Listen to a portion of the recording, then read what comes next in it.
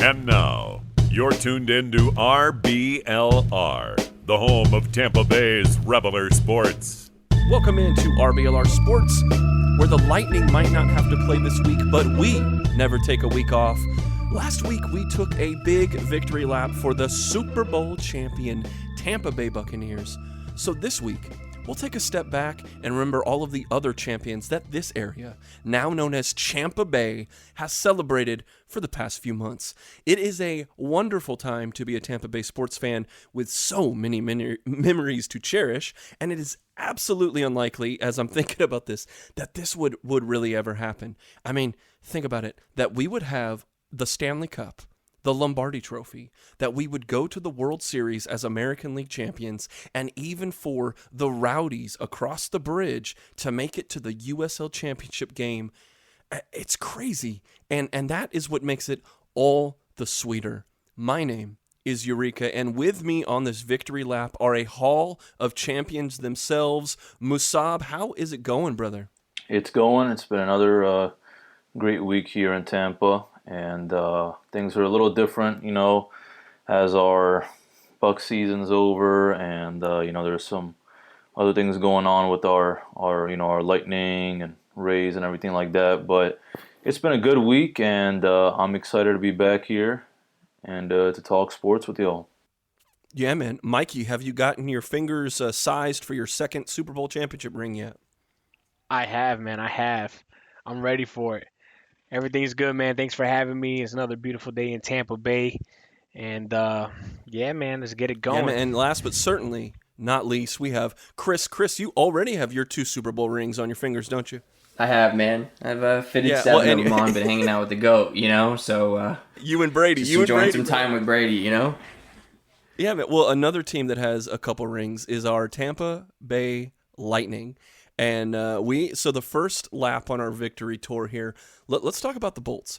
Now, before we get started talking about that, I do want to say let's take a little bit of time to talk about what's going on recently. What are the recent developments for the Lightning, Chris?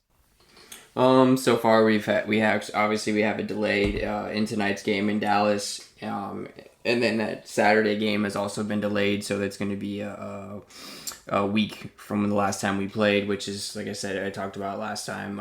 Rhythm in hockey is huge, so obviously a week in between games can be tough and can throw off our rhythm, and that's kind of disappointing. Obviously, getting this season started, it hasn't been the best start that we've wanted as far as being able to consistently play some hockey and get the Lightning going. So I'm hoping after we get going Monday that we can get back on some sort of rhythm. And then obviously since last time we really talked about the Lightning, we covered the Nashville game, so we had 3 games. We had a couple against the Panthers, which they beat us 5-2. We beat them 6-1, and then we lost 6-4. Obviously that last game, McElhinney was in his second start of the season. He had a pretty good start, his first. So I expected a little better from him, but not to take anything away from Florida, who's actually been playing really well. They're actually sitting in first place in our division right now. And then you got them at 10-2-2 with 22 points. And then you got the Blackhawks actually sitting in second, 9-5-4 with 22. And like I talked about, any point matters. So even those getting those overtime games, it's a point, especially in a shortened season right now. All points matter, overtime or not. And then we're sitting in third at 10-3-1, 21 points. So we're still right there, which is actually really good, considering all things with the delays of obviously the weather, the really weird weather in Dallas, and then obviously the dumb COVID protocols. So and then really other than that, we just have obviously Cirelli. He's week to week with an upper body injury. Stamkos did come back against Florida, I think. They said lower body, but I have a feeling it was just a COVID kind of thing that they didn't want to come out and say, but they had to. So he tested negative, and he was able to come back and play and all that. So that's pretty much where we're sitting right now with the Bolts. Yeah, now you said, that weather in Dallas, I mean, it kind of, it's been a damper because we haven't been able to have that rematch with the Stars, right? Right. Yeah, which is very disappointing because we all look forward to that Stanley Cup rematch and getting that fire back on the ice between two teams that really really battled each other in that Stanley Cup. So I mean, I was obviously looking forward to playing Dallas, but we're gonna be waiting a little longer, and hopefully eventually we play them. I don't know at this point, but I'm hoping at some point. Yeah, it might be a playoff matchup later on down the road, because who knows where everyone's going to end up. I mean, talent, I don't think really is going to show in the standings. I think you're going to have some teams that have been lucky, give or take, and they'll be able to hop. I mean, Florida's at the top of the division right now. Right. And you're going to have teams like the Lightning and probably like the Stars that might drop down because of like a Blackhawks jump and things like that. And so I think it's going to be a mad scramble of everyone trying to just get into the tournament and see what you can do from there. But that brings a good point about what we really wanted to talk about with this, which is that Stanley Cup championship season that we had that culminated from a very, very good Stanley Cup final against the Dallas Stars. So, Chris, I kind of want to take it from step one here. What were the expectations for the Tampa Bay Lightning going into last year? Oh, they're really, really big, man. We were really, really expected to be that number one team again between us and I'm pretty sure it was us in Vegas. A couple of guys had Colorado too. So I mean, our expectations were really high, and especially after coming off that sweep to Columbus the year before, which obviously no one expected that to happen. But with hockey and the way playoffs are, anything's possible. And I think the team really rebounded very well from that. I think overall the season itself, we had a really, really good season still. Obviously we lost, a couple guys to injury again, Stammer, which is, I don't know what's expected with him anymore. I try to be positive, but man, the guy's he's just in a, he's just had really, really bad luck. And we were still able to make it to Stanley Cup Finals without your captain. That says a lot about the team itself. We had Cooch as a leader. Point really stepped up. As a team, they really all stepped up. Honestly, everyone came together and played that team hockey that the Lightning are very good at. So I mean, the expectations were high, and I think we definitely lived up to the expectations. Yeah, and so after a season where they were expected to be on top, they actually end up second in the Eastern Conference, just under Boston and just over Washington and Philadelphia in the standings. So, Chris, the next thing I'll ask you is, how did they get to the Stanley Cup? What was the road who did they beat on their way to the Stanley Cup? We actually had a pretty tough road. We played a lot of teams that are physical, and the Lightning usually don't do well against physical teams because we're that fast skating team. We like to, if I could do air quotations and say the word pretty, we're that team that's fast and is built off speed and the forecheck and that chip and chase style, trying to pinch down the boards and beat the other team to the puck in their zone.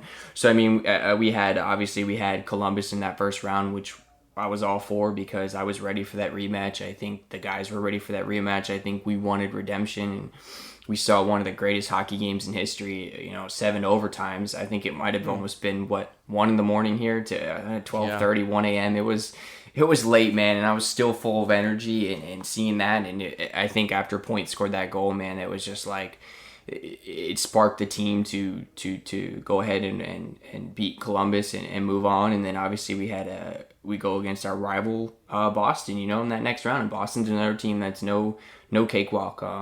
A lot of analysts had us losing to Boston. A lot of guys are picking Boston to beat us just because usually they do. Usually they pull it off against us, and sometimes the Lightning are known for we blow games that we should win, or we can't get to that final that point where we need to get to and to succeed, and we always seem to fall, and we really didn't. We played Boston hard. That was a tough series.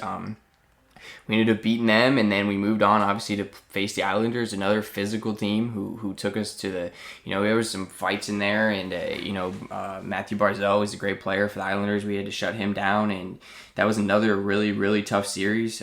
They played us really well, too, and I wasn't even worried about the Islanders, but, man, once I watched us play them and saw how physical they were and how they played us, I was really surprised. How much they brought into that matchup that I thought that I really wasn't worried about. I was more concerned with Boston and Columbus. And then obviously, after that, we moved on to the Stanley Cup to play Dallas. So right before we get into the Stanley Cup, I have a few questions for you. Like all this time, they had this modified format where you had the round robin just to get into the playoffs, and Right. seeding and who goes where and things like that. But so how did the bubble affect this playoffs? I think it was almost more of like a mental thing for those guys because, I mean, just imagine sitting in a hotel for that long and not being able to go or do anything, not your usual routine of going to a game, going home, seeing your family, doing just normal things you would do after a game, and sitting in a hotel and waiting around just to play a game and you can't go anywhere, you can't do anything. I think a lot of it was mental, and I feel like the Lightning handled it very, very well. I mean, what were they in the hotel for, almost close to 2-3 months, right? Something like that around there. I mean, that's a long, imagine sitting in a hotel for that long, not being able to go do anything. I think that it was a lot of mentality for them and even other teams across the league. I'm sure they suffered through too. I'm sure Dallas was feeling the same way, sitting waiting as long as we were, to go to Stanley Cup. And by that time, I think you get there and you're just like, you got to be wore out, mentally, physically, and I feel like the Lightning were able to overcome that adversity, and I think the bubble definitely had an effect, but I don't think it affected us as maybe as much as other teams, I should say, because we proved that we could do it, and we made it to the Cup, and like I said, we had a tough road. It wasn't an easy road for us, so the teams we beat, like I said, were physical, and we really showed up. Now, you said you were surprised to see a team like the Islanders in the Eastern Conference Finals. Were there any other surprises along the way that you can think of? Not so much. I really feel like a lot of the teams that were meant to win won. I mean, maybe in the West, Vancouver winning. Other than that, I mean, I honestly, I guess I really should say I didn't see Dallas going to the Stanley Cup. Obviously, Vegas was one of the picks that everyone had, and I think Dallas pulled off. Dallas played well. They had a good team. If I had to say, I guess really if I look at it, yeah, Dallas. I mean, I guess now that I think back, I don't think I would have picked Dallas to face us in the Stanley Cup. I would have probably picked Vegas, I should say.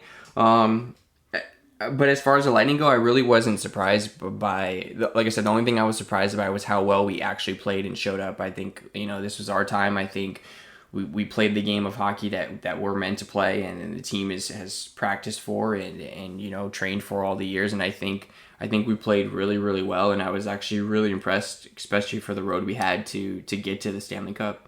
Now, speaking of the West, some people might have said Colorado had a shot. Obviously, you had brought up the Golden Knights from Las Vegas, but when it's all said and done, it was the Dallas Stars. So, take us through those games in the Stanley Cup Finals. Oof, man, it was definitely a rush, man. It was a rush of emotions, a rush of just pure energy and just playoff hockey. I mean, Dallas played us tough, man. I walked into that matchup thinking like, you know what? I'm really not afraid of Dallas either. I had felt like we beat Boston and we had beaten Columbus, who had like I said, swept us the year before, and then obviously, like I said, then we beat the Islanders, and I just felt like going up against Dallas, I really wasn't too worried. I know they had some injuries, but it was actually a lot better series than I thought it was going to be. I mean, even that goal that Stamkos scored, he got to come in and score that goal, and I talked about it before. It was almost like a movie being made on ice. That you could see the bench when he got out there and he scored that. I mean, I was shocked. I was like, "There's no way Stamkos just got on the ice for one shift and scores a goal." But that's how good he is. That's what he can do when he is on the ice. He's the captain for a reason. He's Steven Stamkos. And a lot of people don't. I think he'd be, obviously, minus his injuries, he could be at top tier as far as goals right now with Ovechkin and Crosby and those kind of guys. He has the talent to be there. He has that talent, that skill set to be up there. It's just, unfortunately for him, injuries have taking him down, and it sucks in that aspect. But the series overall, I mean, yeah, we won the series 4-2.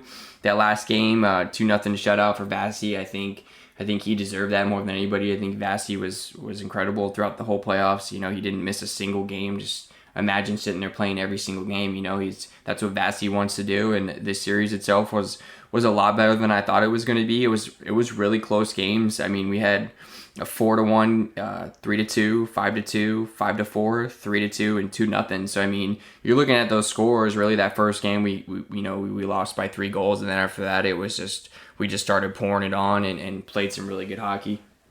Yeah, no, I completely agree with that. Like, looking back on that series, I don't think either team was leaps and bounds better than each other. It was a very even matchup that if the puck bounces a certain way, maybe the Stars get an overtime victory in Game 4, or in the double overtime it took to that we lost that game. But at any moment in 2 overtimes, it's anybody's shot. So absolutely.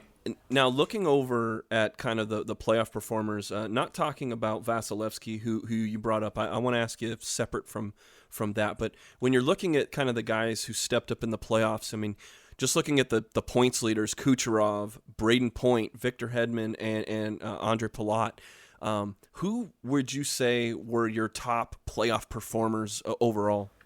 I got to give it to Hedman, man. Hedman is just a unit on the ice. I mean, he skates for 40 hours in a game. He's never off the ice. His ice time's got to be through the roof every game. He's just, he never slows down. He never takes a shift off. You hear a lot of guys talk about taking shifts off, and you see it happen from some of the star players. Sometimes they get on the ice, and it looks like that lackluster, lazy performance for one shift, and then the next shift they're out there, doing their thing. And from Hedman, I feel like he's always given it his 100%. His defense, his range of stick, like he finished with 10 goals, 12 assists. I mean that's huge for a defenseman. For him to win the the MVP and all that, and it's obviously Kuch had 27 assists. He led the team in points with 34, and then obviously Point goal leader had 14. So I mean, honestly, overall, it's a team effort, like I said, but Hedman's just a different breed on the ice, man. I'm really glad I've got to watch him play, and seeing him. I hope he retires a Bolt. I hope he stays a Bolt, and I'm gonna have to give it to Hedman for sure. Yeah, and how did the Lightning? You said it was a total team effort. Is that how you feel they coped with the loss of their captain?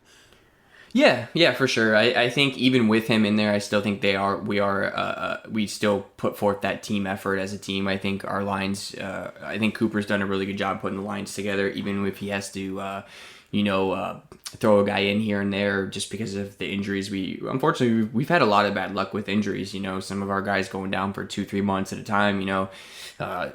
Johnson got hurt, and we've had Stamkos get hurt, obviously, and then Hedman seems to get hurt every now and then, and replacing those guys isn't easy. But I think Cooper's done a great job putting the lines together, and I think he's found a solid rhythm with our lines. And you have that third line that was just actually, I would say the fourth line last year. I believe in the playoffs is the line that was really standing out with Paquette and Maroon on there, and they were really called out in a lot of games for.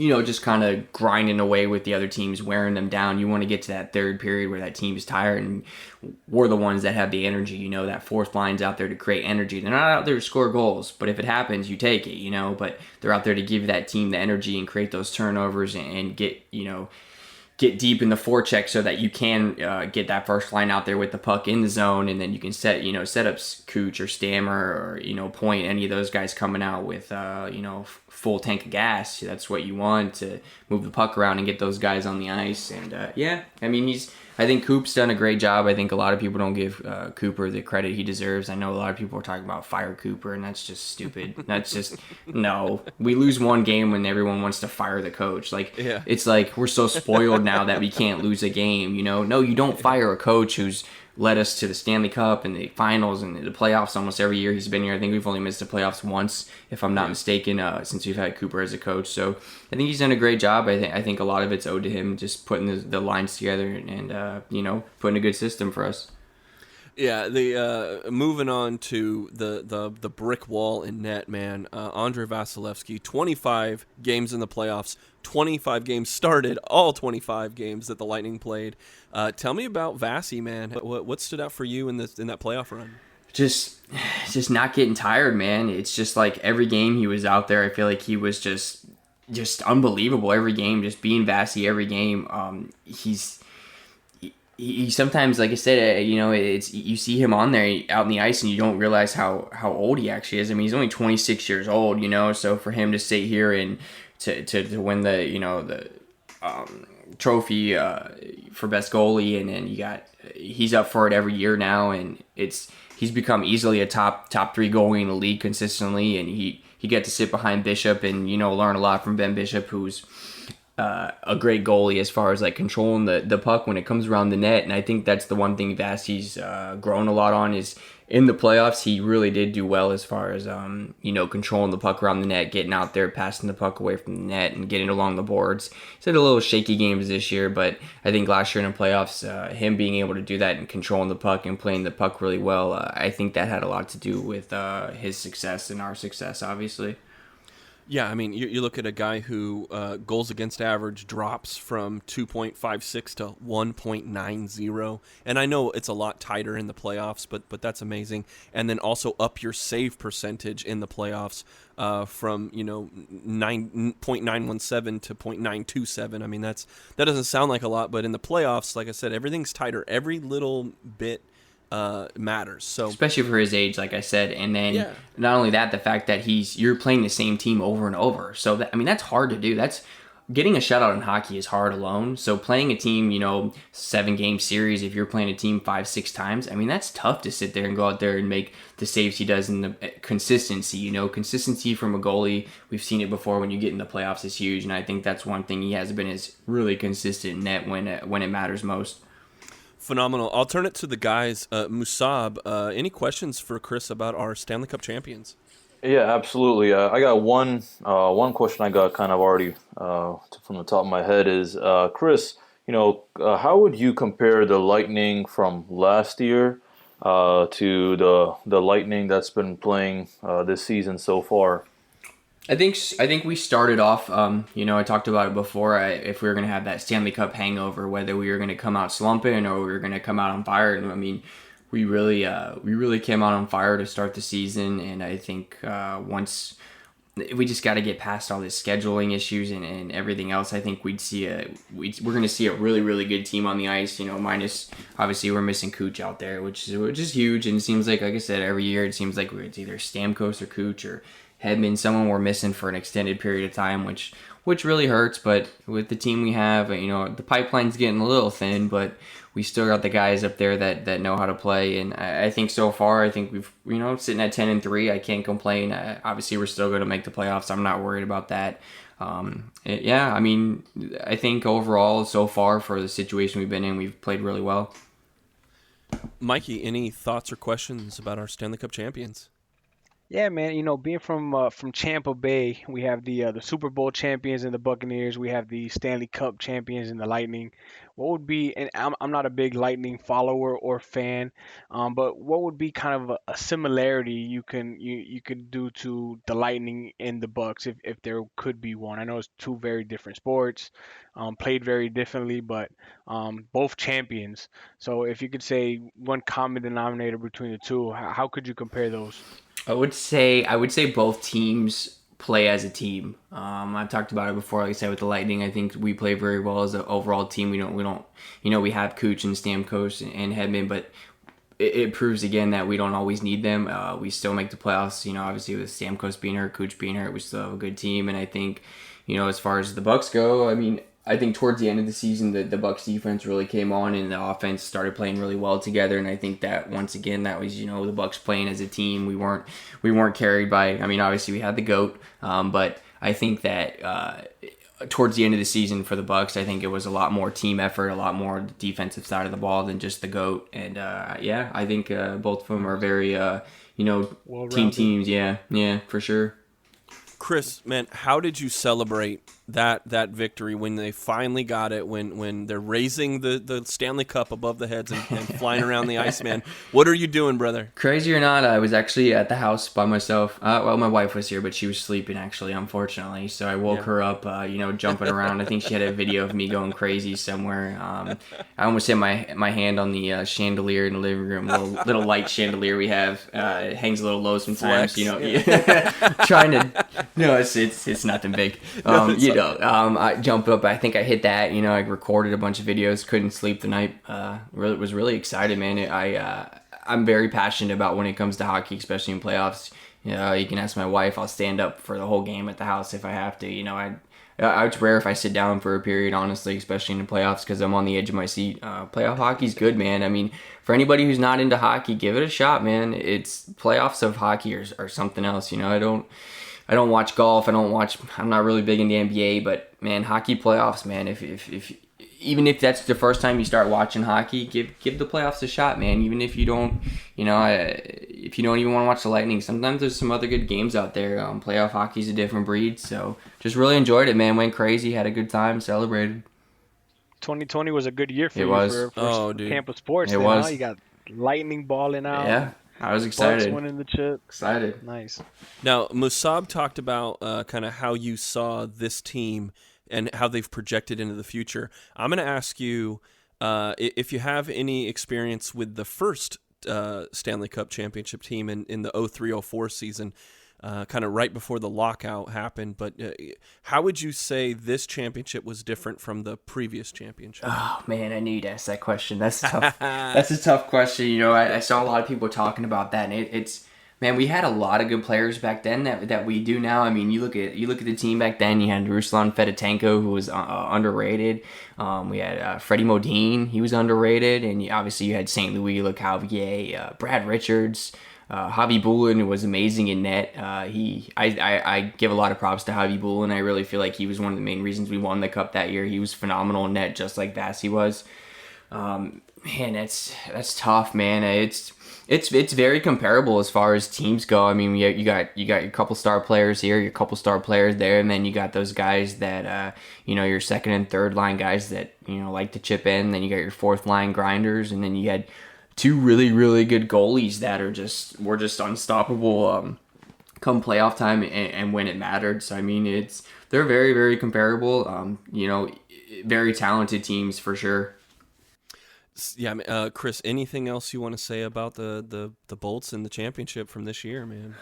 Man, I wish there could have been fans. That's a bummer, man. I mean, watching that Stanley Cup and watching your team. We were in Canada playing, like that's even worse. We weren't even close to Florida. I think that was the bummer for me, man. Just like as much as I celebrated, I was just looking around. I was like, man, how fun it would be to be there right now. I couldn't afford it, obviously, but I mean, just to see the fans there, the atmosphere. That's really what for me playoff hockey is about. If you haven't gone to a playoff game, man, it's so fun, man. The arena's loud, everybody's going crazy, with thunder sticks and whatever else they give you, clappers and all kinds of stuff. And me and my wife love going to the playoff games when they were here. And I think just the fans overall, I think that was a bummer, man. And then obviously this year we started with no fans, so the banner raising was kind of wasn't the best thing in the world, but still there. It's not a full banner raise yet, and obviously they're gonna wait for some fans to be there. But it's definitely a bummer. But nonetheless, we won the cup. I was excited. I celebrated, and it's hopefully looking for back-to-back cups and hopefully back-to-back Super Bowls. Yeah, and I think for each and every one of us as fans of the Lightning, we all. Whenever we get a chance, because I know the tickets are going to be limited whenever there are tickets available for that first banner raising, right?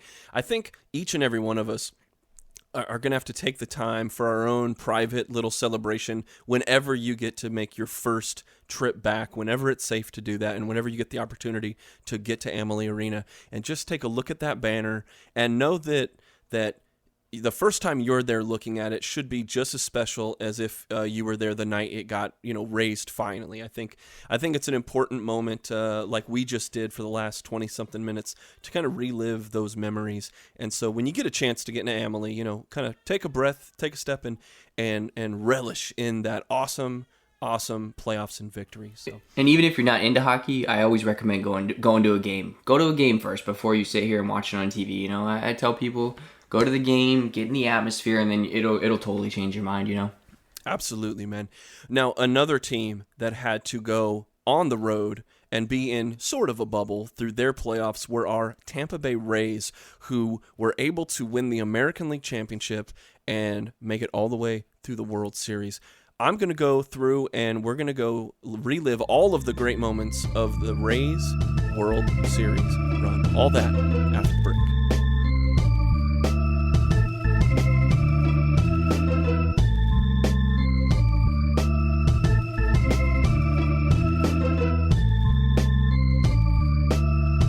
Welcome back to RBLR Sports. We are back from our halftime. Chris walked us through some Lightning news and updates. Now our main man Eureka is going to touch base on some Tampa Bay Rays. Yeah, man, I think it's our next stop on the victory lap should be the Rays. You know, they didn't win the World Series, but at the time, I mean, this was coming right off the heels of that Stanley Cup championship. It was just one thing after another. We went from having kind of no sports at all to having like the most jubilant playoff runs. Tampa Bay clinches the AL East and the number one seed in all of baseball and home, quote unquote, home field advantage. In a shortened 60 games, they only lost 20 of them the whole time. So they were 20-9 at home. And going into the postseason, you were seeing guys like Brandon Lau, who had 14 homers in 60 games, over 11 extra base hits. You had Willie Adames coming through with over 15 doubles, and you had Kevin Kiermaier, who covers 2/3 of the universe. He's just a defensive burglar. But then on the mound, you had Diego Castillo, just a phenomenal closer, 23 strikeouts in 21 innings, 4 saves. John Curtis was the other guy that was used a lot in save situations. And you have Blake Snell, of course, 11 games. He's 4-2 with a 3.24 ERA. And over the 203 batters that he played, he only gave up 18 walks and 10 home runs. So, they're the hottest team in baseball going into the playoffs. And so first round, they're swept the Toronto Blue Jays 2-0 in the expanded wild card format. And this was when you started to see what was really going to coalesce for this Rays team, that they are special. Blake Snell pitched a quality game, a no-hitter through 5 innings in the first appearance that he had in the entire playoffs. He goes 5 2/3 innings. Then you have the beginning of that Randy Arozarena experience. Masab and I kind of called him Saint Randy running through the playoffs, but in that first series, he already had 3 extra base hits and a key RBI. Then they move on to the Yankees. Now, the Toronto Blue Jays were nice, but the Yankees were the true test that I think the Rays had to go through. The Yankees, of course, are the team that the Rays were seeking revenge on because there was so much bad blood between the Yankees and the Rays. I mean, you got a team. Now this is 2 straight division opponents that they have to play. But this is the team in the Yankees that these teams are throwing at each other in these games. And this is where you get the disrespect from the Yankees that causes Kevin Cash, our manager, to tell him, hey, man, if you throw at us, we have a stable of 98ers, We have a whole crew back there that are going to fire at your head with 98-mile-an-hour fastballs. But the Rays have had the last laugh throughout the whole season. They were 8-2 against the Yankees, and mostly because of that 3-headed monster that Tampa Bay had of Blake Snell, Charlie Morton, and Tyler Glasnow. Now, New York, they had their own weapons, man. Aaron Judge, Giancarlo Stanton, DJ LeMahieu, Gleyber Torres. These are all guys that would have been standouts on the Rays. I mean, the only 2 people that had would have even stacked up to their numbers were Brandon Lau, who had a spectacular season. They got Garrett Cole on the mound, and I don't really think even Blake Snell would have been above him in a pitching rotation. So you're definitely seeing that the Yankees were not to be trifled with, man. Game 1 of that series is an absolute pitcher's duel between Blake Snell and Garrett Cole up until a home run derby happened once they pulled Blake Snell and put in the bullpen. And it was just As good of a beginning of the game as it was, it just kind of fell apart. But Game 2 and Game 3, the Rays come right back. It was a slugfest. Both teams are just firing off, and it's just home runs at just a crazy clip. They're playing in San Diego's Petco Park, which is supposed to be a pitcher's stadium, but both these teams are just mashing taters left and right. Our boy Randy Arozarena had homers in 2 and 3, Game 2 and 3, and even Kevin Kiermaier, who is by no means known as a power hitter, he comes through with a huge 3-run homer in Game 3 to bust it wide open. And Game 4 they lose, but Game 5 is a series-clinching win featuring a huge revenge home run by Mike Brosseau, who was one of the Rays that had been thrown at by, I think it was Aroldis Chapman during the regular season. So it was huge to get the Yankees off of our back and to move on to the AL Championship Series. It's still at Petco Park in San Diego, but, here's the biggest bad guys in baseball, the Houston Astros, who had just been taken down for a cheating scandal. And now, it's the team that if we had fans in the stands, they would have just had to travel the whole season getting booed at and seeing the signs and hearing garbage cans beat as they're trying to pitch and things like that. It would have been out of a WWE crowd scene, But this was a phenomenal series that went 7 games because the Houston Astros, phenomenal team as well. But this was more about the resiliency of the Rays, I think, for as much as the Astros were really good. Again, Game 1, you see Randy Arozarena with a game-tying home run, and then Mike Zunino, of all people, the catcher, Mike Zunino, with a clutch RBI in the 5th. And then, of course, you get 4 solid innings by that amazing stable of 98ers. John Curtis, Ryan Thompson, Aaron Loop, and Diego Castillo all pitching in, pardon the pun, to kind of set the tone on that first game. Game 2, Manny Margot, man, a 3-run home run in the bottom of the first, and then clutch pitching all around from Charlie Morton, the veteran, and of course Pete Fairbanks coming in off the bump in the bullpen. So you're just seeing kind of standout performances by everyone. There, other than Randy Arozarena, who was just a solid performance up to this point, you've got heroes coming from everywhere. A Mike Zunino, a Kevin Kiermaier, right? Game 3, Randy Arozarena goes 3 for 4 with a walk and a double. And again, this is another bullpen game from the Rays. You had Yarborough goes 5 innings to start the game, gets 5 strikeouts, and then the bullpen comes in. So you're sitting here 3 games to nothing, thinking we are just getting solid output from everybody, from top to bottom. We are just smashing it. It is crazy. But then the great rebound happens. Unfortunately, those guys, Zach Greinke gets on the hill for the Astros. Tyler Glasnow loses a game. Blake Snell loses a game.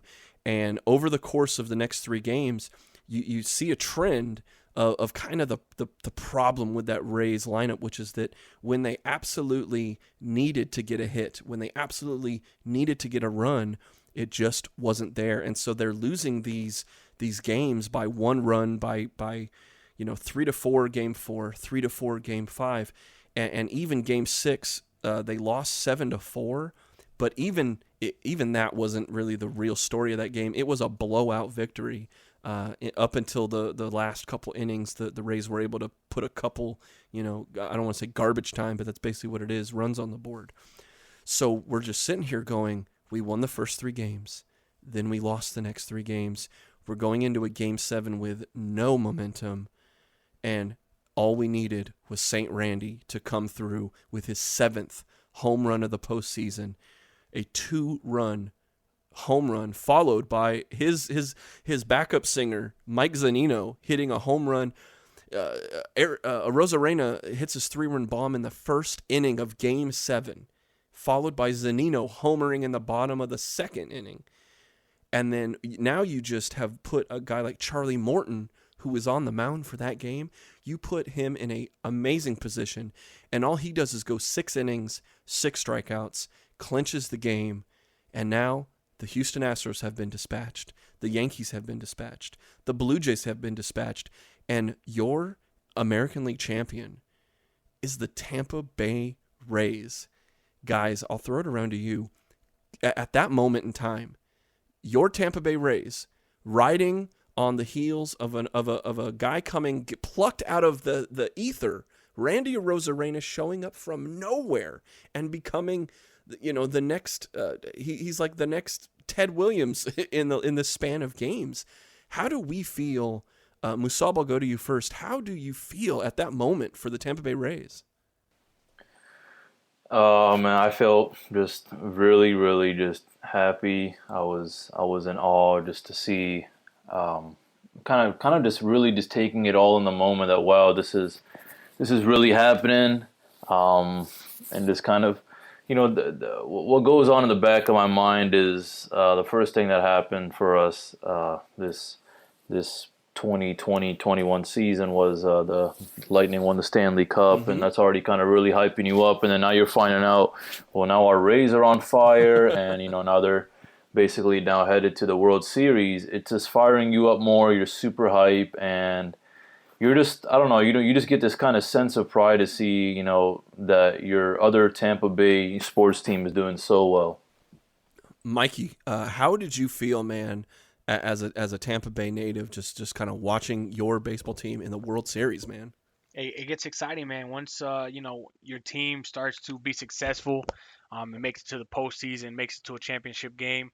That energy and excitement is contagious. And I don't follow baseball, too much, but when we reach that level and you feel the excitement in the city, that's contagious. And I was happy for the team and happy for the city and all the Rays fans that were following the team and have been following the team for so many years. It was a good time, man.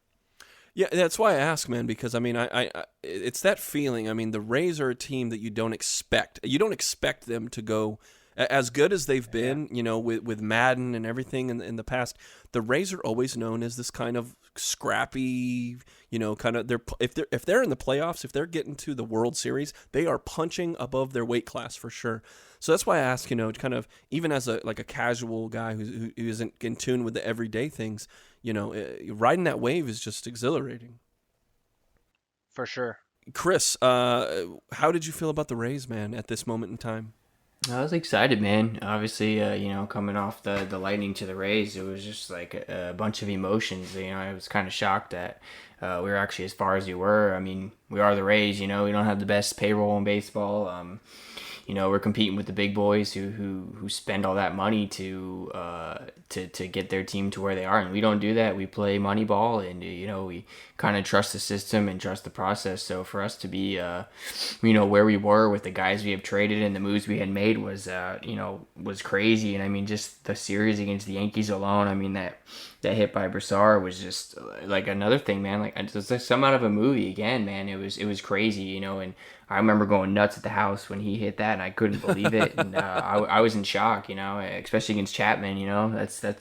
That's not an easy thing to do. Yep. So to be where we were, I mean, yeah, man, it was great. The city was behind it. A lot of fans were tuning in. We don't have the best fans in the world when it comes to baseball, but do have some older folks here in Florida, and the older folks seem to like baseball. So I saw a lot of Rays gear, being worn around at work, and people in the city supporting them. So all in all, man, it was a good time to be a fan. Yeah, I mean, if you look at the payroll differences, now you have the Tampa Bay Rays, the AL champions, going against the National League juggernaut that are the Los Angeles Dodgers. The Dodgers had a $110 million payroll, okay? The Rays had a $28.3 million payroll. Unbelievable. I mean, Mookie Betts made more money than the entire Tampa Bay Rays team did. I mean, and for all that, the Rays got so much production out of everyone. You talk about a complete team effort to get to this point. We're talking about every guy in the bullpen. We're talking about all the guys in the lineup. But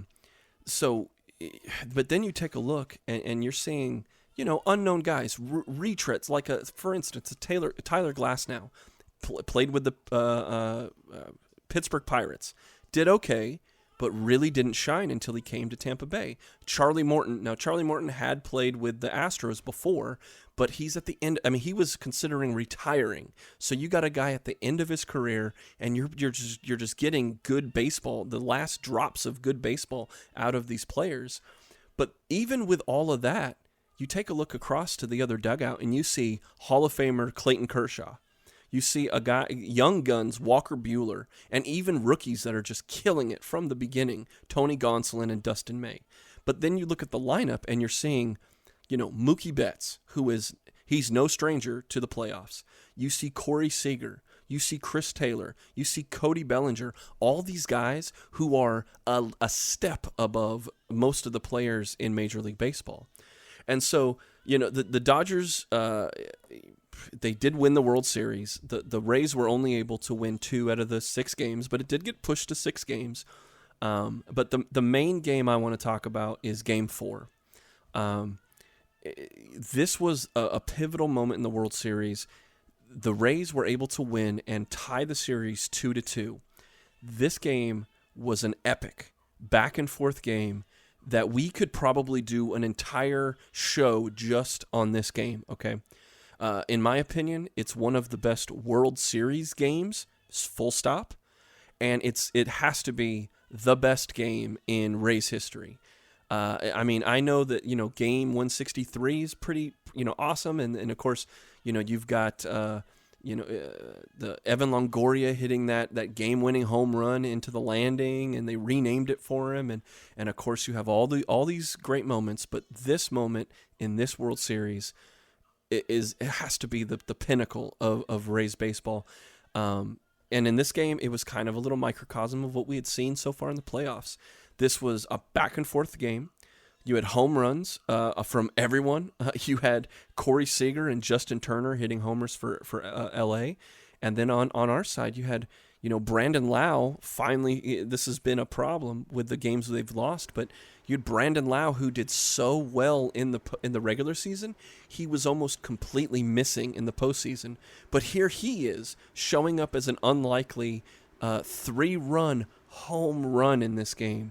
Randy Arozarena set a record for most postseason home runs by anybody. He hits a home run. Hunter Renfroe comes in as a pinch hitter. He hits a home run. Kevin Kiermaier even decides to bring up the heavy bat, and he hits a home run. And then on top of that, you've got the Rays going to their signature. That they kind of started the trend of the bullpen game by starting Yarborough and having him go 3 innings, and now you're bringing in everyone else, okay? You have just... It's like a heavyweight fight. I know we say this a lot, but it really was like that. Every time, the Rays would take the lead or tie the game or do something amazing, the Dodgers would always have a response. Up until the bottom of the 9th. 2 outs. You have a pinch hitter coming in, and this is every kid's dream. You're in the backyard with the wiffle ball bat, and you're narrating it to yourself in your head, 2 outs, bottom of the 9th. You have a guy on base. You have Randy Arozarena on base. Brett Phillips, a guy from Seminole, Florida, playing for his basically hometown team, comes through with a huge 2-run single. And at this moment, I'm sure Chris is like just ticking off his neighbors because he's probably yelling and screaming as St. Randy overruns third base. He's caught in between going back to third because the throw is coming in from the outfield. So now you've got St. Randy barreling over. He does a full somersault. He goes butt over tea kettle, comes back up, but then all of a sudden he sees that the catcher can't bring the throw in from the outfield, and he bolts. He goes and fully extends towards home plate, and he has the biggest grin on his face with his arm completely outstretched, and in the center, perfectly center of the plate, he is tapping home plate in absolute jubilation because his run is the walk-off run. Brett Phillips is now in the outfield. He is running around like a madman with his arms flailed out to the sides like he's an airplane.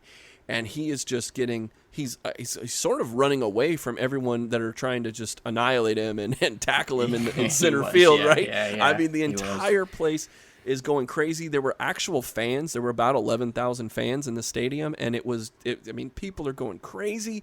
It's an amazing game. It's I mean, up It's one and of the down. best games I've ever seen, honestly. I mean, It's like phenomenal, you said, man. It was as far as baseball goes, yeah, that was a roller coaster ride of emotions, man, back and forth, you know.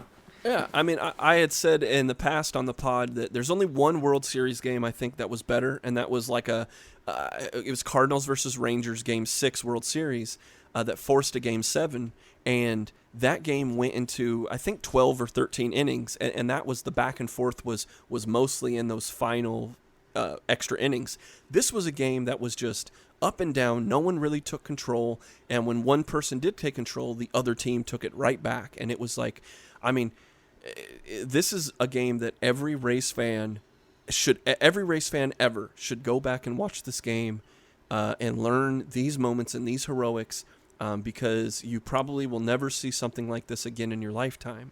Now, Chris, I know you gave us a little bit there. I know there was some not everything was a highlight because unfortunately the Rays did lose the next 2 games and that was it for them this season. But yeah, Chris, what were some of your thoughts about this Rays World Series run? It was man. Every game, every series was it was really good baseball, man. It was the only thing obviously the Rays didn't have was the solid bats that we really needed. Obviously, Randy couldn't carry the entire team. Lau was a big letdown considering the season he had. He just couldn't get it going in the playoffs, and I think ultimately that's what ended up killing us was the pitching could only do so much. And if had we been able to hit, man, we probably would have won the World Series. Honestly, we would have probably been raising the trophy because the pitching was there, the hitting was just too off and on, and you need more consistency out of your hitting. You can't hold a team like the Dodgers to three runs, 4 runs a game and think it's going to work. That's tough to do, and the Rays did it as best they could, and I think the bats just needed to come alive, and Randy couldn't do it all, and we also had a lot of runners in scoring position that we didn't score too. That was huge in that series itself. We left a lot of guys on base, and I think that took a toll on the guys too. You could see the frustration, and you could see it wearing on them a little bit, but I mean, to make it as far as it did with the team we have, you got to be proud of that. Yeah, Musab, thoughts on the Rays making it to the World Series? I mean, yeah, like I said before, it was an amazing feeling. It felt really nice. Just it's been a while since our Rays have gone that far, and after seeing our Lightning reach the Stanley Cup, and then now our Rays reach the World Series, I mean, it really just pumps you up, as I mentioned before, and realistically, I was thinking that I was like, wow, these guys, they got a good chance. We got different kind of stars, and the thing I really liked about the way the Rays were playing in the playoffs was every game was a little bit different. Obviously Randy Arozarena, overall I would say he was along with him and maybe a few others. I mean, overall they were playing real good. But there were some times where a few guys they had one okay game, and then the next game they really just picked it up and they helped the team win. So that's what I really liked watching. And as you guys said before, whenever I get the chance, maybe in a year or two, or I would love to just watch the whole kind of playoff series for the Rays to see how far they went.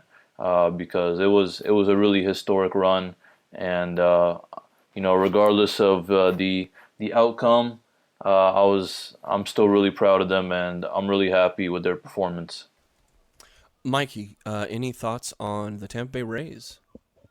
Yeah, man, it was cool to be in that position. I hadn't watched maybe a baseball game in maybe 20 years, so being in that World Series, man, I flipped the channel to the game, watched a few games, watched a few innings, and it was exciting to see, all my friends excited about it. So wish we would have got that W in that championship, but still fun nonetheless. Yeah, exactly. And I guess the one major thing that I think's on everyone's mind is one of the reasons they lost a huge pivotal game. The game after this game, this huge game 4, was the moment that Blake Snell just had a amazing game. He's pitching. I think it was one hit baseball, and then after about 70 something pitches, Kevin Cash comes and pulls him out. Now. I'm sure everyone has a lot of reactions, mostly bad. Now I know we had talked about Chris. We talked about fire Cooper. A lot of people calling for Cash's head after this decision. What was your thought on the Blake Snell snafu? Oh man, the what ifs of sports, right? The what ifs. It's just one of those things. He's doing what he's. I guess I don't want to say, I don't know. He's doing what his routine. He's doing what he's taught. The analytics were there, I guess, and it's just one of those things where I guess I don't know if he went with his, he went with his gut. Did he go with his gut? Did he go with analytics? It's tough, man. In my opinion, I would have never done that. It's the World Series, man. It's kind of the time where you throw that stuff out the window. If Blake Snell can throw 400 pitches until his arm falls off and he looks like the Terminator, then just let him do it. I think, in my opinion, I would have left him in. He's dealing. He's all we got. You saw what happened when we took him out. But then again, like I said, that's the what ifs of sports. We could all go back to any sports game in history and say, what if we did this? What if we did that? It's one of those things we'll never know, and everyone's gonna have an opinion on it. Tough call. I know Cash took a lot of heat for it, and he took it like a man. So I got to give him props for that, and for him to lead us to where we have, or to where we got and where we have been. It's with the payroll. That's tough to do, man. So Cash is definitely doing something right. Just don't think that was the right call there at the right time. Musab, any thoughts about the unfortunate Blake Snell? Yeah, it was obviously it was not something that anyone expected. I guess my kind of thoughts were, I guess perhaps it was just kind of Cash's maybe gut decision to take him out of the game. Personally, I don't think it was the best idea, and that's really about it. I'm sure he had some valid reason as to why he did that. But even regardless, it's just that you're at the World Series. It's time to kind of think a little. Obviously think about strategy, but not put too much to it. It's one thing if you're putting anyone else, but as Chris said, this is Blake Snell we're talking about. So for that reason, yeah, it was personally I was a little shocked. That's what I would say. I was a little shocked by the decision, but it is what it is, and I'm sure Cash regrets it, or I'm sure the whole team feels something about it. So I guess the thing is hopefully that kind of thing won't happen again. Yeah, and I guess it's one of those things like in football. If you go for it on 4th down and you fail, you're a loser. But if you make it, you're the genius, right? Right. The what ifs, and a lot of that comes down to if Nick Anderson comes in and just shuts the door, it's not even a problem. Now we're a new inning, okay, and then anything happens from that point, right? But for Nick Anderson to come in, and Nick Anderson's been reliable up until the playoffs. In the regular season he was phenomenal, but he was on a kind of a bad streak right there. The people, you want to say analytics is a dirty word for a lot of people in baseball, but at the time, you got a guy like Musab said, you got Blake Snell, who's pitching probably his best game that he's pitched since at least 3 or 4 years, since he had won the Cy Young. And you got a guy here he's striking out. He had 9 strikeouts up to that point. He's just killing it. But at 73 pitches, that's not a lot of pitches, but This is kind of the MO that Cash had the whole time. So love it or hate it, Snell hadn't pitched 6 or more innings since 2019. And part of that, he's an injured pitcher. He's lost some time. He's been on the shelf. But at the moment, the guy's just dealing. And I can totally understand why people were upset. And I think a lot of that is the outcome, the eventual outcome. But in the moment, I think it was a pretty good decision to pull Snell third time through the lineup, so on and so forth. It's just that my gripe was, putting Anderson in. You have literally a stable of 98ers, and Anderson was not the one. You're looking for a guy to rebound out of these horrible performances. That's not the time to do it. That would be my gripe with Cash, is that he pulled into the arrow, or the quiver of arrow, and he pulled out the wrong one, but all in all that said, yeah, the Rays unfortunately had the heartbreak that we haven't had with the Buccaneers. We didn't get with the Lightning, and unfortunately only one team gets to be the champion. We got the closest of any of the other teams in Major League Baseball. So for that, you saw an amazing star be born in Randy Arozarena, and who knows if this is a fluke. Who knows if now he's going to be the best ball player of all time. But in this moment, for this run, he played like the best ball player of all time. And so those are the things that I think are going to be super memorable, and little thing like Game 4 is perfectly encapsulating in those 3 hours of baseball. You can catch all of that excitement that the Rays gave us in 2020. So let's take a break. We're going to do one more segment, and at the same time the Rays were chasing their World Series, the hometown Rowdies were also on their way to the USL Championship game. We sit down with the hosts of the best USL podcast. We sit down with the guys from Three Honest Lads right after the break.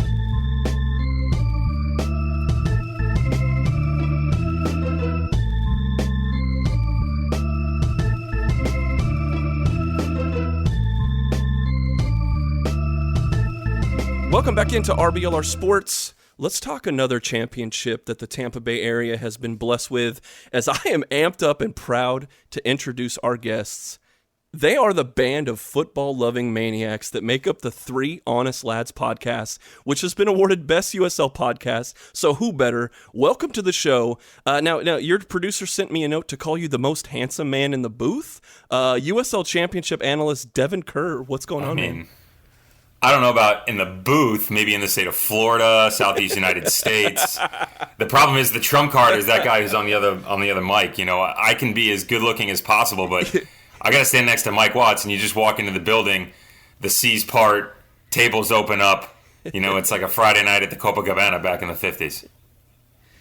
Yeah, man. And speaking of Mike, he might not know sports movies, but he does know soccer. He is the award-winning announcer, Mike Watts. What's good, man? I can't.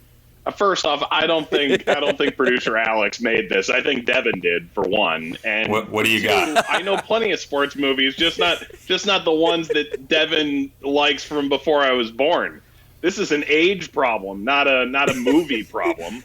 I mean, I watch stuff from the 60s and 70s. What does that say, man? That's not an age problem. God, you think you go on somebody else's show and you think things are gonna change. They don't. They never do. I miss you, buddy.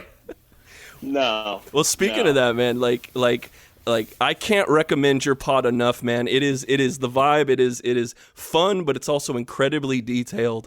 And on the flip side, us here at RBLR, we are complete novices when it comes to the Rowdies, and we know even less about the rest of the USL. So we had to go to the best source on the interwebs.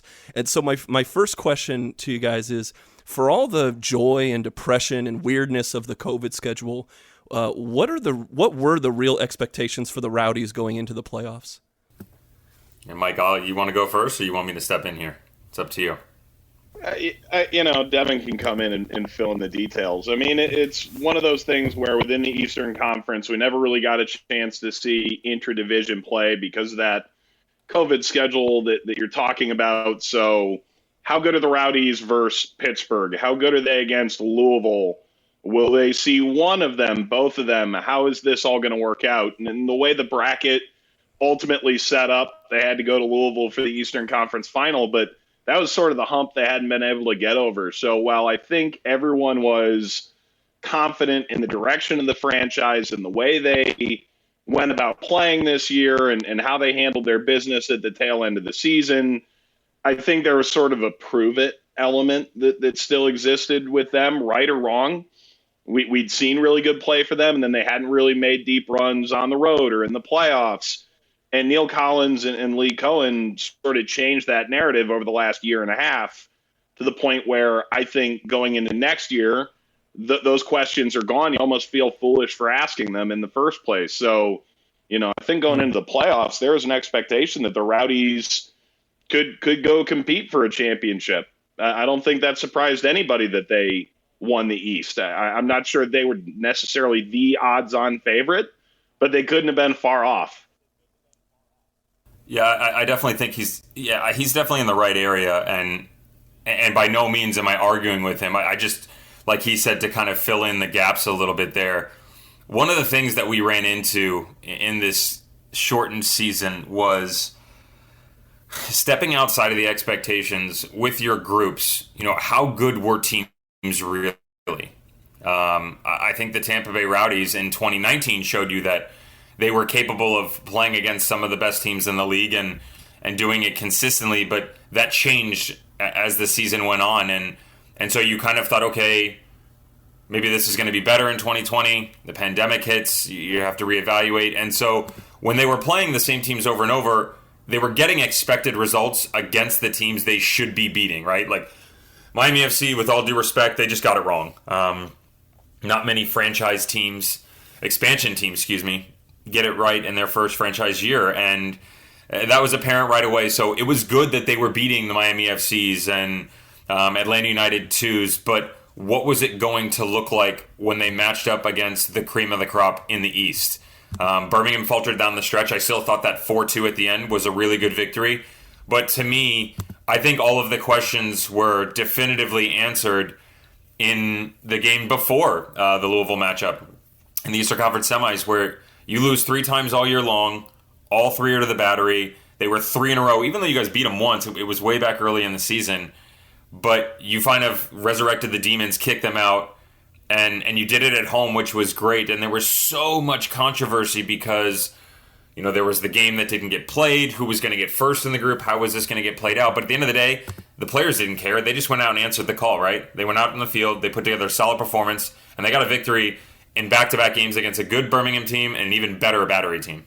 Yeah, manager Neil Collins, he said that they didn't care. Like when they got to that matchup with Charleston, they said, "Oh, we don't care. We're the Rowdies. We care about what we're doing." But this had to be sweet, right, Mike?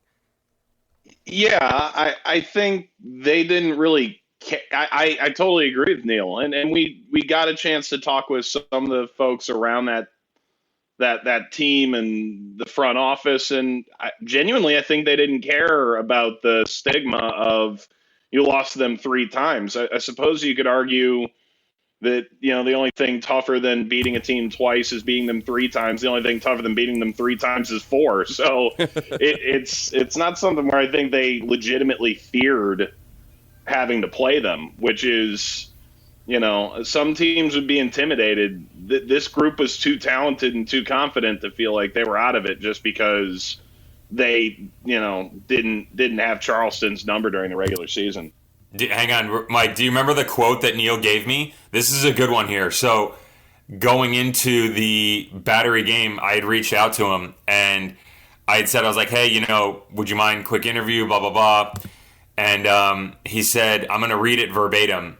And he said, Devin, thanks for your text.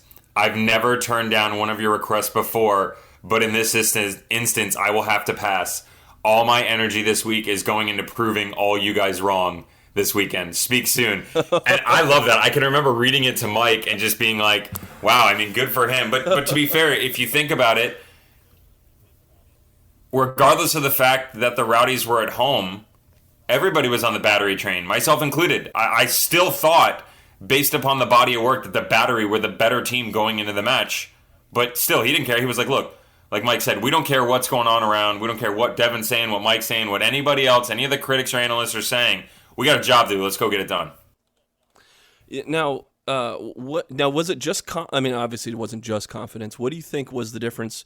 How they played them in the playoffs versus the 3 times they lost?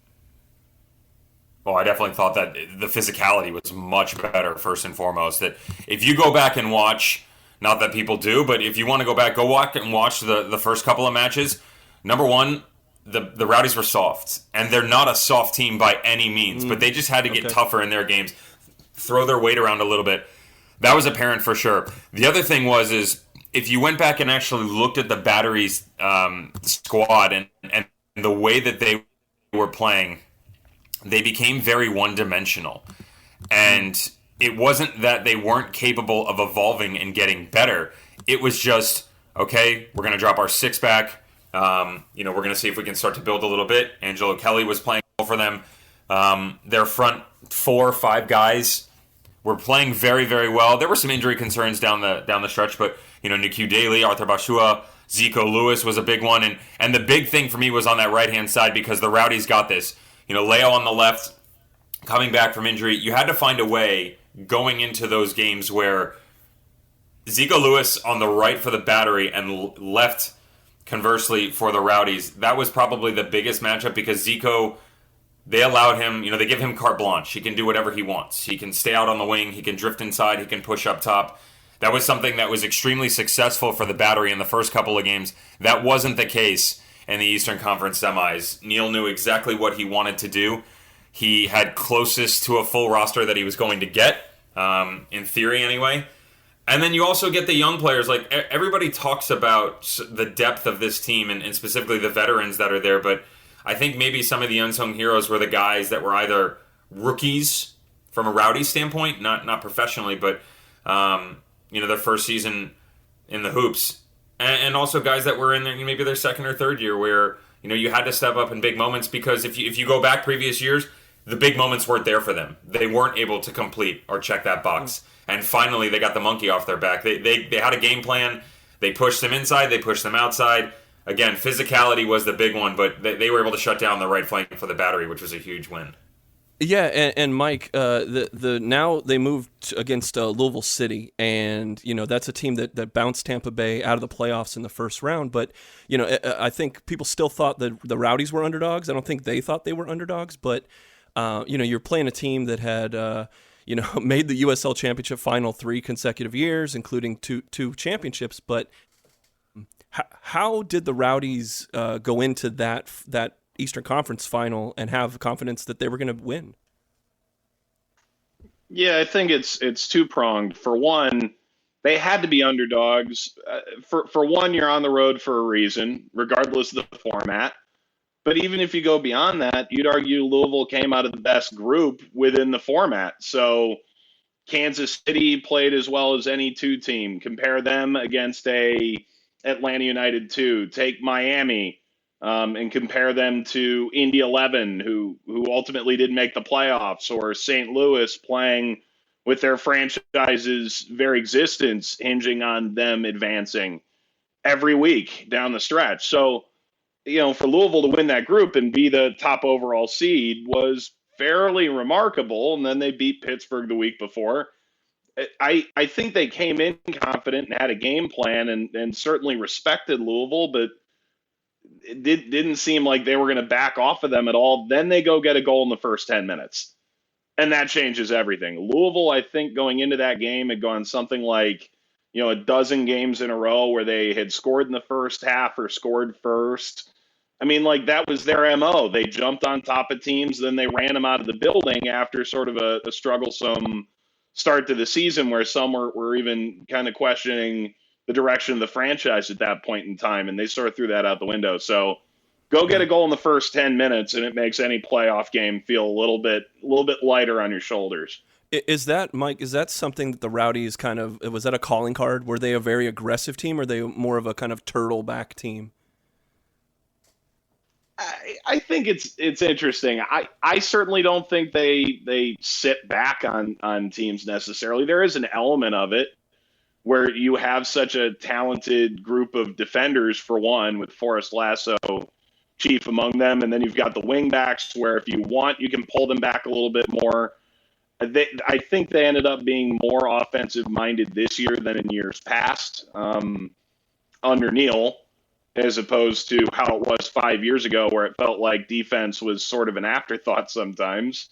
So I think there's an element of they had so much talent up front that if you chose the right places, and Devin, correct me if I'm wrong, to let those horses run, you could run some teams out of the building, and they did do that from time to time. They did to Birmingham in the Eastern quarterfinal. You know, like, again, scored in the first 10 minutes, and then, you know, grabbed another goal before half and bang, bang late in the second half.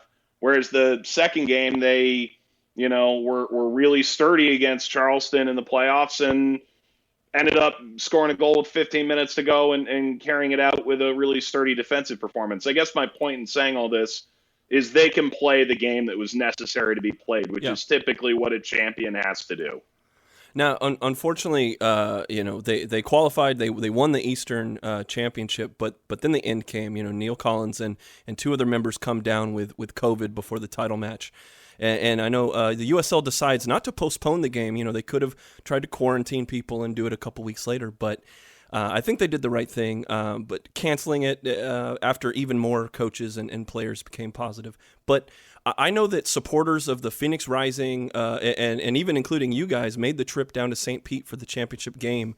I mean, you guys were set to have your moment in the ESPN Sun, so I could only imagine how crushing that is. But how did you guys handle the game being canceled on a dime? Devin? Let's just say that the Irish coffee started much earlier than expected. Yeah, sorry to bring it up, man, but it's, you know. No, you know, it's okay. Guys, Devin went ham. Devin and I went ham. That's the answer. Yeah, you know, it's weird because by no means am I downplaying the ESPN platform. Of course, it was a fantastic opportunity for ourselves, but, you know, for the league more importantly. And And I don't think selfishly, Mike, again, you kind of said, correct me if I'm wrong earlier, on the playing side, on the announcing side, I can't remember a specific conversation with Mike about, man, this really sucks for us, or God, I'm so let down personally, or selfishly is probably the better word. All of our conversations were, I can't believe this is happening. I can't believe the teams, the coaches, how is this going to play out? What's the league going to do?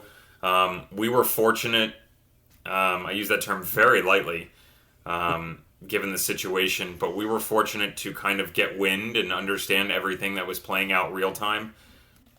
You know, things were releasing on social media, and I was already in my car driving back across the state, and Mike Watts wasn't far behind me. I know that, look, we get the opportunity to see these guys firsthand and enjoy their company, players, coaches, front office staff, and then all these cities as well. So I think the thing that was frustrating most was probably that we didn't get the game, of course, and then we didn't get to do that. You know, the COVID year that we had with this pandemic was frustrating as it was for everyone, and the opportunity to get some sort of normalcy was probably the biggest letdown for us. The game itself was, there were so many storylines and so many things going in. You know, we had so much stuff built, and then all of a sudden it's kind of ripped out from underneath you to the point where I won't say who it was or from what team, but I had a conversation with a staff member from one of the teams the morning that all of this played out. They had no clue what was going on. And I just said, yeah, I think you need to go have a conversation. And, you know, as that started to play out, the day unfolded, and Mike Watts and I pretty much spent the entire time on the phone driving across the state. Just, you know, almost in shock for a couple days, and just we kind of stepped off of each made a comment, stepped off of social media, and then just kind of let it all play out within the general public to kind of let the dust settle, because it was a shock and awe type deal, and we were just let down. Yeah, and to follow up on that, it's we found out. I was having coffee with one of the staff members from one of the two teams the day before when the press release came out that, hey, you know, Neil Collins and some players have tested positive. I had missed training that morning, so I could have been a close contact. I was supposed to fly home. So all this, Devin has a young baby at home and his wife, and I'm supposed to fly home. So there is a selfish element of, I hope the players are okay, but I'm also ultimately, this is still serious. We've sort of learned to somewhat live with this, depending on what state you're in. I'm in New York, Devin's in Florida. They're very different rules. Yeah. But even just like, okay, were we exposed? Can we go home? It's, I'm sure the players had those same kind of thoughts where it's like, okay, what do we do now? Like, where do we go? Do we quarantine for 2 weeks? Am I a close contact? Am I not? They ran testing again the next day and had another group of players apparently test positive from what I remember.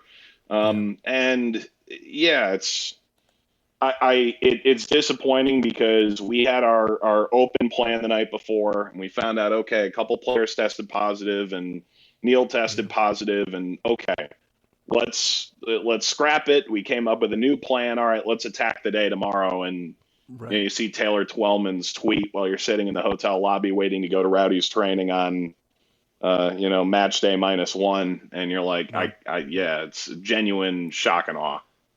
Yeah, and the in all major professional sports that we've had in this country, that's the first time a championship game has been was put in jeopardy and ultimately canceled. But let's take a look to the future. I know the USL just set a target date for May 1st to begin a 32-game season. Devin, I'll ask you first. So as we look, do we know kind of is most of the roster coming back that was on the playoff squad? Kind of who are the big players for next season? Yeah, so as of right now, the only player that the Rowdies have lost is Malik Johnson. He went over to the Monarchs, and I think that's a rough loss, and it's a good pickup for them. The bulk of the team came back, and I like the signings that have come in as well. I think most importantly, start here is that gone are the days, for the most part, within the USL Championship where teams are reloading, 12, 15 players a year, because that was something that was going on every single year. And credit to your manager and obviously other organizations and managers around the league, but they understand that the chemistry that's built over the course of a season, just like any other team, regardless of the division or level that they're at, we have to find a way to keep these guys together. So, you get your Guenzati is back, Jan Nekra. I like the fact that, Jordan Scarlett on the back line. They kept everybody on the back line, which was good. I know Scarlett had his option exercised, but, Aaron Guillen, Forrest Lasso, Scarlett, and players that were signed. Steven Dos Santos coming over from the Pittsburgh Riverhounds, one of Bob Lilly's guys. That could be an interesting pickup. It's a different dimension, but still similar. I would say he probably fits the mold more than some of the players that were available in free agency. Most importantly, he's a guy who's a system guy who's more than willing to branch out, to do different things. He'll be the target guy up top. He'll drop down into the midfield, and it does help solve a problem for Neil Collins that he struggled with, and that he didn't have an overall number 10 basically the past 2 seasons, and it's kind of trial by fire or go by committee. Connor Antley from Indy 11 will be fun out on the wing and in the wing back position. It's great backup for Leo Fernandez. Luis Fernando is going to be a fun one as well that they brought in. The one who's kind of the wild card, if you will, is Deon Harris. Read a little bit about him and know what's capable of him, but I even texted Neil probably, 4 or 5 days ago. I said, hey, I need the lowdown on him. Give me a heads up of what's coming my way. And so he's like, oh, we'll talk next week. I said, okay, great. But, Evan Loro, Zach Steinberger, that's the most important thing for the Rowdies. And that's kind of what I alluded to earlier, where some of these guys, the core group was there, but the guys that were 1-2 years old in terms of the Rowdies uniforms, now they're back again. So you continue to keep these guys, you build the chemistry, but also from a fan's perspective, you build the culture, right? You keep going. This storied franchise that's been around since the 70s, and there's the revamp in late 2000s, and now the winning ways, now they can win on the road, and you've got a player, now manager, who is bought into everything, and so is the ownership group. And I truly feel that if the progression continues, the sky is the limit for them. Mike, what do you think about the kind of this roster as it's constructed in the future of the Rowdies?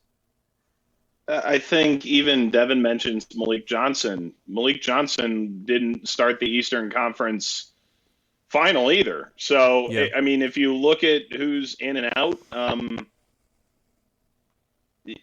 mean, you should feel really confident about what's coming back, if we're being honest. It's good foresight over the years that they've got multi-year deals, players on options. What surprised me in watching them sort of revamp for this year was the majority of the guys they brought back were already under contract. And that's what sort of hits me is they didn't have to go re-sign a bunch of guys. There are people who've been committed to the organization. Steven Dos Santos is a guy I think it actually flourished there. Like Kyle Murphy ultimately didn't score as many goals as they wanted last year as a backup number 9. Could you find Steven Dos Santos being the guy who can add a few more goals late in games like Lucky M. Kosana does? Like they've got some real monsters on that team next year. There's no reason to think they're going to drop off, and you have to think they're the favorite going into next year. Awesome. Whoa. That's breaking opinion here. Mike, what? They're the favorite until someone comes and knocks them off. Wow. They went to Louisville and I told you I was sober. I told you I was sober this week, and you're just taking advantage of it.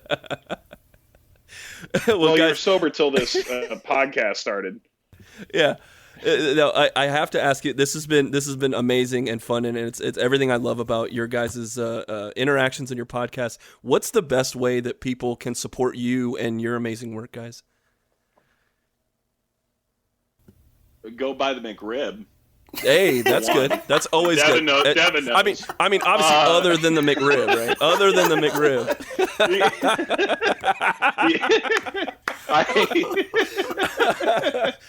Devin and I once drove through the countryside of Indiana looking for the McRib and came up empty. So the fact it's back is a Three Honest Lads OG moment. But no, we're on Twitter. Three Honest Lads. We're available wherever you find your podcasts. We aren't hard to find if you actually want to find us. Wonderful. Yeah, and if you're trying to get rid of us, good luck. Well, I can't thank you enough, guys. You have it. I mean, I know I feel like 1,000% more informed, and that's only because you guys are the absolute best in the game. I'm contractually obligated to say that 2 more times, but Perfect. Hopefully you let me slide. Well, Mike, Devin, man, thanks, guys, for your time, and we'll take a short break, and we'll be right back after this.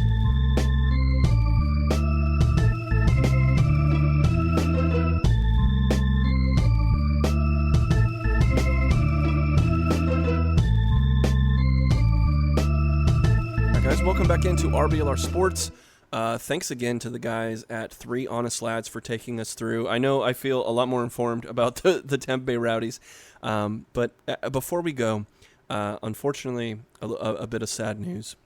Vincent Jackson, of the formerly of the Tampa Bay Buccaneers, passed away this week at the age of 38. And any death this young is tragic. And while we won't go further to speculate until all the facts are released, what we can do is we can celebrate the accomplishments of a man who was a great talent on the football field.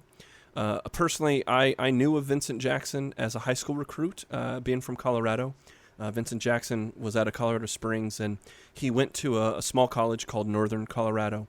A few of my high school teammates were teammates with Vincent Jackson, and he quickly gained acclaim as an All-American at Northern Colorado, and so much so that small-town guy like Vincent Jackson was drafted in the 2nd round of the NFL draft.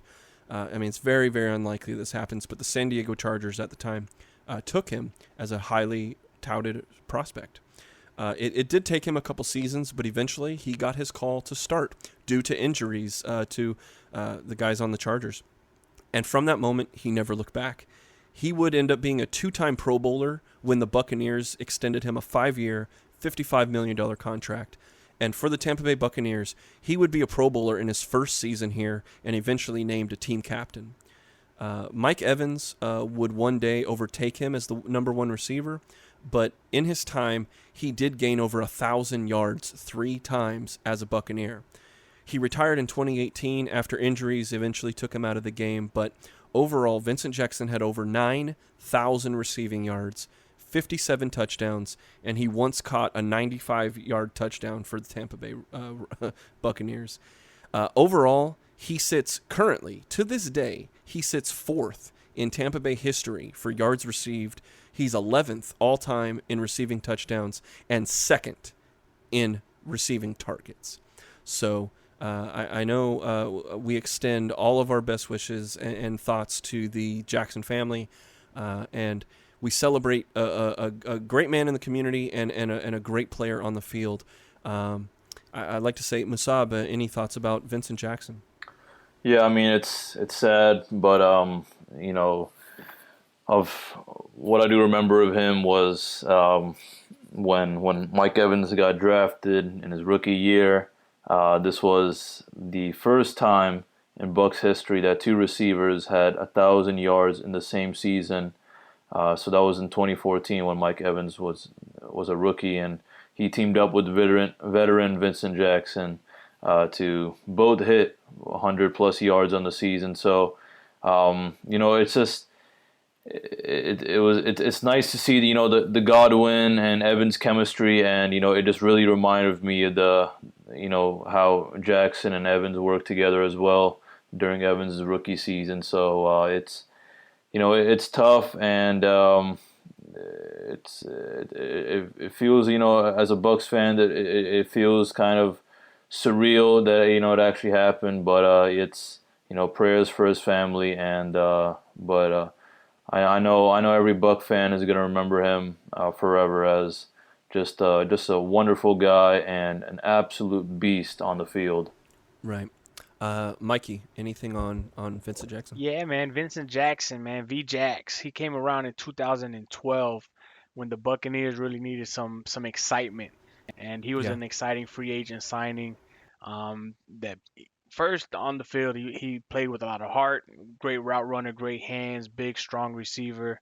Made a lot of big plays out there. One thing that always stands out with V-Jax is just the way he carried himself. Just a man that demanded respect. Had charities for the military family. Tampa's a big military city. Was a mentor to Mike Evans. Created a big, following and foundation here in the Florida community, in the Tampa community. And this one hit different, man. Losing V-Jax at an early age, with him being so involved in the community. And it being right now Super Bowl, when his his downfall started to happen. It was Super Bowl weekend here in Tampa, and he was nowhere to be found, nowhere to be seen. So there was a lot of red flags out there, and wish things could have been a little bit different. But all my prayers and respects, and got a lot of good memories of V-Jax. Yeah, absolutely. Chris, anything on Vincent Jackson? Yeah,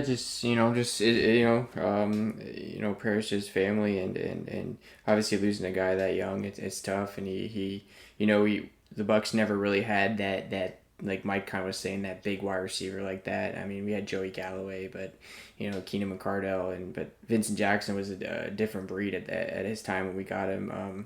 Big guy, big wide receiver, had that speed, had good hands, go over the middle. He finished with 20 touchdowns for the Bucs in his career, and it's just sad, man. It's a sad thing, and it hurts more that it's a Buck, and best wishes to his family and his wife and his kids, and just a sad time, man. It's sad. Yeah, and one of the things I was able to talk with one of my friends on Facebook, and he sent a really heartfelt message. He said, my friend says about Vincent Jackson, goes, I always appreciated how Vince never fully admitted how dirty he did me in practice, and in fact would always tell me encouraging things like, "Oh man, you really defended me. You gave me a good look there." When it was a complete lie. My friend got his butt toasted every single time by Vincent Jackson. But he does say, he's like, "I remember that I beat you one time," and so it was one of those fun little things about a friend of mine getting absolutely roasted by VJax. But there's no other way to segue. This has been a good look back on a good player like Vincent Jackson and great teams like our Tampa Bay Rays, who fell short in the World Series, and our Tampa Bay Lightning, who absolutely crushed it, winning their second Stanley Cup. If you can follow along with us, there is a lot more. The season never ends here at RBLR Sports. We've got the next chapter. We're going to talk next week a little bit about our favorite memories that have happened over the last season here, from the Bolts and the Bucks and the Lightning and the Rowdies and all this. We'll have our favorite memories next week. But going forward too, this whole season that's coming up, the Bolts are still, once they come back from the little bit of a break they're having, the Rays are right around the corner.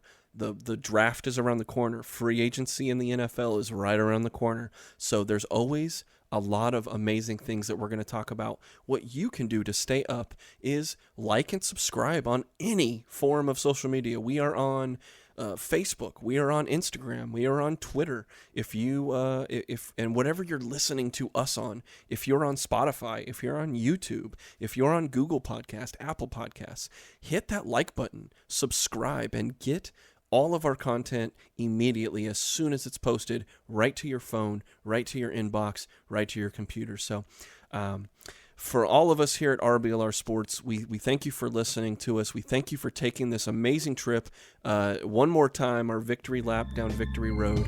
So get those rings fitted, fellas. Thank you for another amazing week of a podcast, and we will catch all of you next week. Thank you for tuning into this presentation by RBLR Sports. On your way out of the stadium, please remember to like and subscribe.